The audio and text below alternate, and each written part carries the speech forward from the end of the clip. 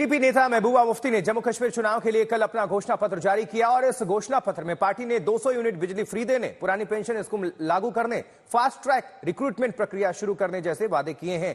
अभी national conference के साथ जम्मू कश्मीर में कांग्रेस ने गठबंधन किया है और दूसरी तरफ चुनावी घोषणा पत्र पीडीपी ने भी जारी किया है। इसमें तमाम मांगे रखी गई हैं, अपने घोषणा पत्र में वादे किए गए हैं चुनाव को देखते हुए, लेकिन इसमें मंदिर, मस्जिद, गुरुद्वारों को मुफ्त बिजली देंगे, ये भी कहा गया है।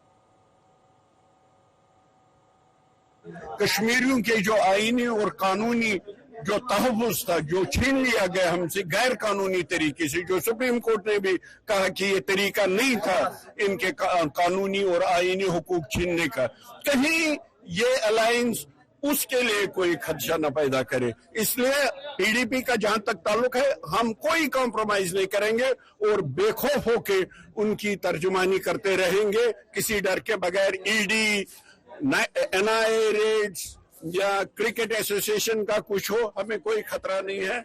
हम किसी बात पे कॉम्प्रोमाइज नहीं करेंगे और उनके जज्बात और एहसासात की तर्जुमानी करते रहेंगे। उसके साथ साथ बेकारी, बेरोजगारी को एड्रेस करेंगे और जो डेवलपमेंट और डे टू डे ग्रीवेंसेस है, क्योंकि ब्यूरोक्रेसी ने इन 5 सालों में लोगों का बुरा हाल कर रखा है।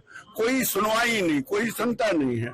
तो इलेक्टेड गवर्नमेंट आएगी, इलेक्टेड रिप्रेजेंटेटिव्स आएंगे, वो लोगों की बात जो है वो सुनेंगे। केंद्रीय मंत्री जी किशन रेड्डी सर, जम्मू कश्मीर के चुनावों को लेकर सरगर्मी बढ़ रही है, लेकिन उधर पीडीपी की तरफ से महबूबा मुफ्ती ने स्पष्ट किया है और वो कह रही हैं कि 370 हटा के जो ब्रिज था उसको तोड़ने का काम किया गया, सेपरेटिस्ट लीडरों को आपने जेल में डाल दिया।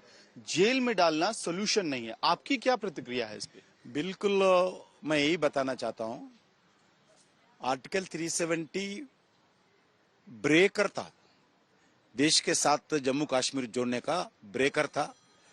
आज वो ब्रेकर हटाए गए, ब्रिज नहीं है वो ब्रेकर है, क्योंकि डॉक्टर बाबा साहब अम्बेडकर का कॉन्स्टिट्यूशन जम्मू कश्मीर में इतने साल लागू नहीं होता था।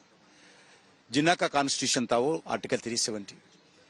आज मैं पूछना चाहता हूं, फिर आर्टिकल 370 हटाकर फिर जिन्ना कॉन्स्टिट्यूशन को लागू करना चाहते हैं।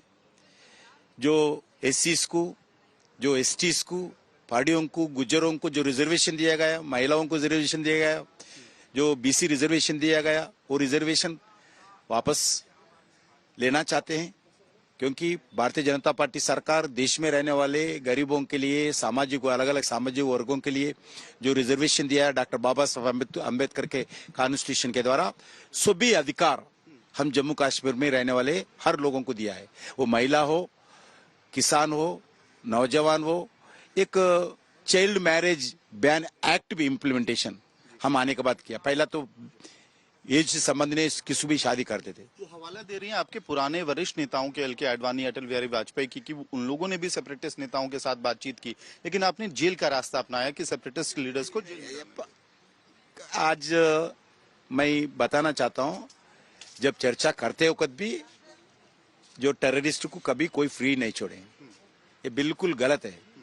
अभी भी कॉन्स्टिट्यूशन के आधार पर, कोर्ट के आधार पर जेल में रहते हैं। इसलिए टेररिस्ट विषय पर हम जीरो टॉलरेंस पॉलिसी है हमारा भारतीय जनता पार्टी का, नरेंद्र मोदी जी सरकार का टेररिज्म के विषय पर जीरो टॉलरेंस पॉलिसी अपनाते हैं।